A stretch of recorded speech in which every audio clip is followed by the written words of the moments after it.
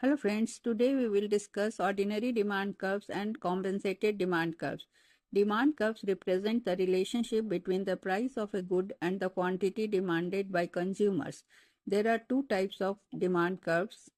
First is ordinary demand curve, which is also known as Marshallian demand curve. The ordinary or Marshallian demand curve shows the quantity of a good a consumer demands at different prices, assuming the consumer's income and prices of other goods remain constant. We can understand with an example. Suppose a consumer wants to buy mangoes. If the price of mangoes falls from 100 rupees per kg to 80 rupees, consumer might buy more mangoes, say from 2 kg to 3 kg, assuming the consumer's income and price of other fruits is remaining the same. So we can understand with graph also. Price is shown on y-axis, quantity on x-axis. The curve slopes downward, which indicates that there is inverse relationship between price and quantity demanded. The other is compensated demand curve, that is also known as Hicksian demand curve.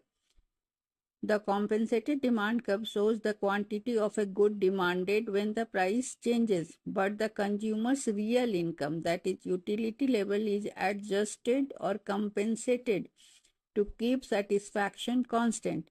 This curve isolates the substitution effect only, removing the income effect from analysis. We can understand from an example. Suppose the price of mangoes drops from rupees 100 to rupees 80 per kg for mangoes. The consumer's real income increases due to lower prices, allowing them to buy more because it is now 80 rupees per kg. But in a compensated scenario, we reduce the consumer's income by just enough so that they cannot increase their total utility, only switch goods based on new relative prices. So if the consumer still chooses more mangoes after compensation, it's due only to substitution effect.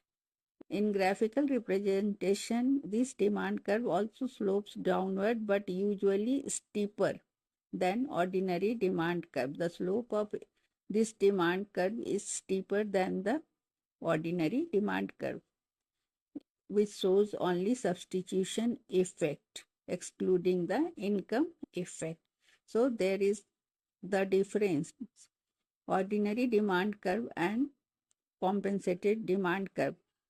Ordinary demand curve is based on actual demand at given income, and compensated demand after income adjustment.